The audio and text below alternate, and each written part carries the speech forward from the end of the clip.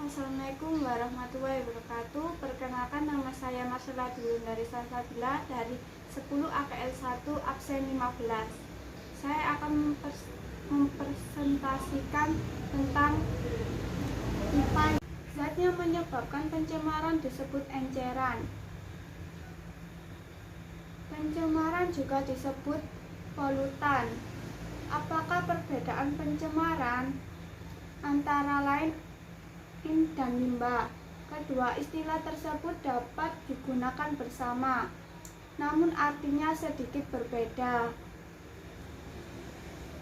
Limbah atau bahan buangan akan menjadi polutan apabila jumlahnya melebihi jumlah nominal.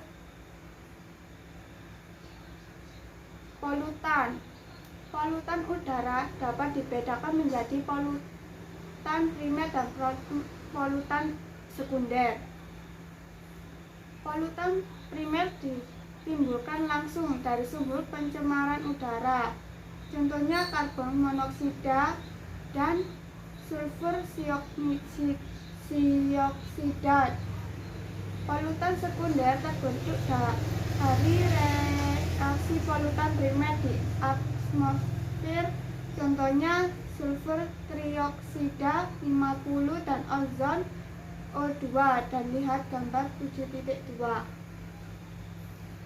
Polutan di udara. Beberapa kelompok polutan atau pencemaran udara utama adalah sebagai berikut. 1. Materi partikulat. Materi partikulat terdiri atas berbagai partikel dan cair yang tersuspensi di udara. Nitrooksida. Gas nitrogen oksida yang merupakan polutan di udara terutama terdapat dalam bentuk senyawa nitrik oksida. 3. Sulfur oksida. Gas sulfur oksida yang merupakan polutan urutan pertama di udara adalah sulfur oksida SO2. Karbon oksida. Karbon oksida terdiri dari gas karbon monoksida atau CO2 dan karbon dioksida CO2. Kedua gas ini tidak berbau, tidak berwarna, dan tidak berasa. 5. Hidrokarbon. Hidrokarbon adalah kelompok berbagai senyawa organik yang hanya mengandung hidrogen dan karbon. Sebagai besar, hidrokarbon merupakan senyawa organik yang mudah menguap. Ozon. Ozon terdapat di lapisan stratosfer, merupakan senyawa penting yang melindungi manusia dan makhluk hidup lainnya dari bahaya radiasi sinar UV matahari. Sumber polusi.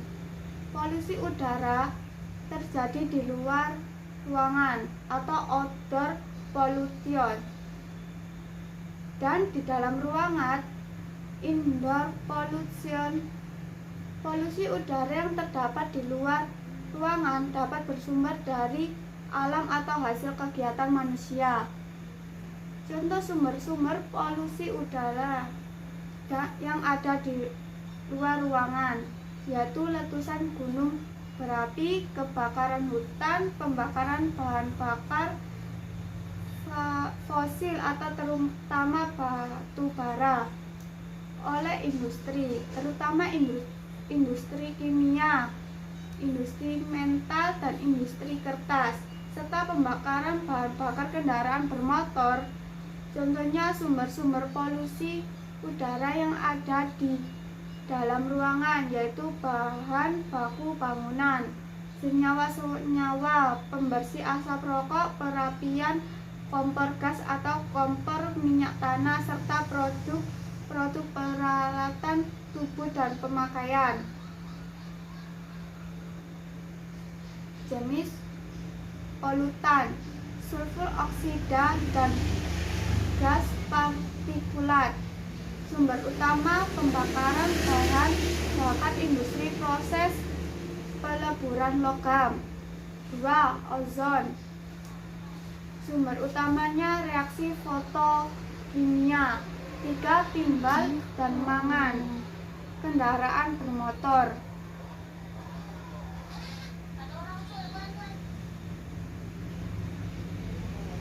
Indikator polusi.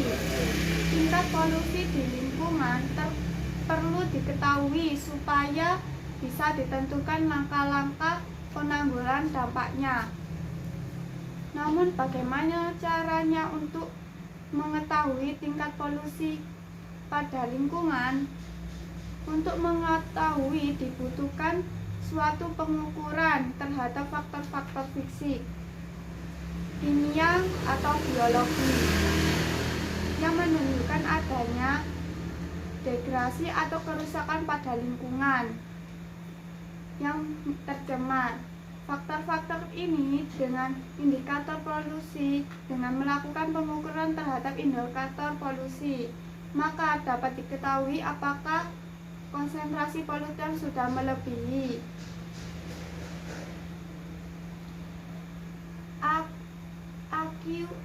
AQ ini dapat menunjukkan kualitas udara, yaitu baik kurang dari 50, sedang 51 sampai 100, kurang sehat 101 sampai 150, tidak sehat 151 sampai 200, sangat tidak sehat 201 sampai 300, berbahaya lebih dari 300.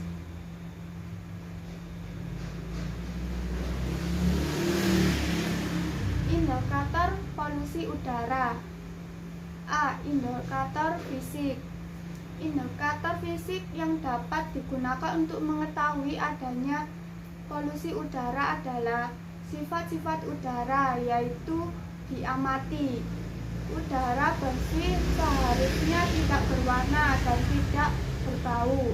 Adanya warna dan bau pada udara menunjukkan adanya polutan. Demikian banyak polutan udara yang tidak berwarna dan tidak berbau sehingga sulit dideteksi secara fisik. B. Indikator kimia. Pemakaian. Pernahkah kamu melihat papan indeks standar pencemaran udara atau ISPU?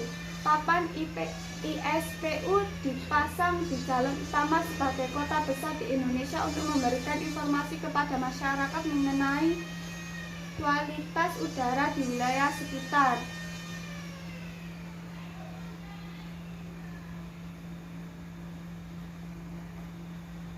C. Indikator biologi. Makhluk hidup yang rentan pada pertumbuhan konsentrasi zat polutan di udara dapat dijadikan indikator biologi. Contoh indikator biologi untuk mengamati tingkat polusi udara adalah lumut gerak atau litmus. Lumut gerak merupakan simbiosis antara algae fotosintetik atau kaibobakteria dengan fungsi. Lumut gerak terdiri atas beberapa kelompok yang masing-masing memiliki tingkat sensitivitas yang berbeda terhadap polutan udara. Oleh karena itu, keberadaan kelompok lumutan gerak tersebut di wilayah dapat menjadi indikator bagi tingkat polusi udara di wilayah tersebut. Contohnya lumut gerak Unsea SP dan Invernia SP tidak akan dapat bertahan hidup jika konsentrasi sulfur dioksida dan di udara terlalu tinggi.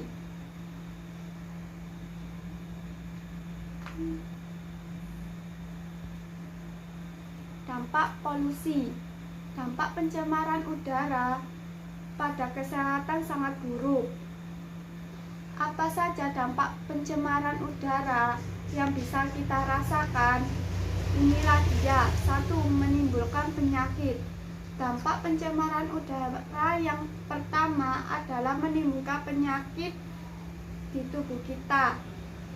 Udara yang kotor yang kita hirup sehari-hari bisa mengandung zat-zat berbahaya, mulai dari zat-zat kimia dari kendaraan bermotor, debu, sehingga berbagai bibit penyakit yang bisa menyerang tubuh yang disebabkan oleh dampak pencemaran udara sendiri berbagai macam, seperti 1. Sesak napas, 2. Asma, dan 3. kanker. 2. Menjadi mata merah. Nah, dampak pencemaran udara selanjutnya juga bisa berbahaya bagi mata.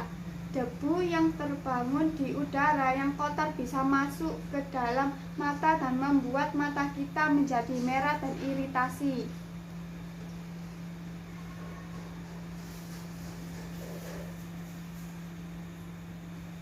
3. Mengganggu saluran pernapasan. Tahukah Moms kalau debu yang kotor bisa membuat saluran pernapasan kita terganggu? Ketika ini terjadi terus-menerus, maka kesehatan dan kualitas hidup kita bisa sesak ini menurun.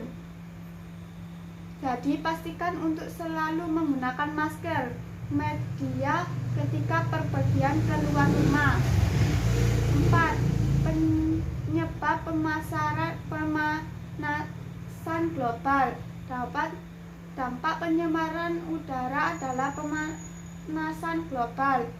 Ketika pemanasan global atau global warming terjadi, ini bisa mengakibatkan peningkatan suhu bumi yang akibat menimbulkan naiknya volume air laut. Suhu bumi bisa naik karena lapisan ozon yang rusak. Padahal lapisan ozon sendiri memiliki fungsi untuk menjaga suhu bumi agar tidak terlalu panas atau terlalu dingin.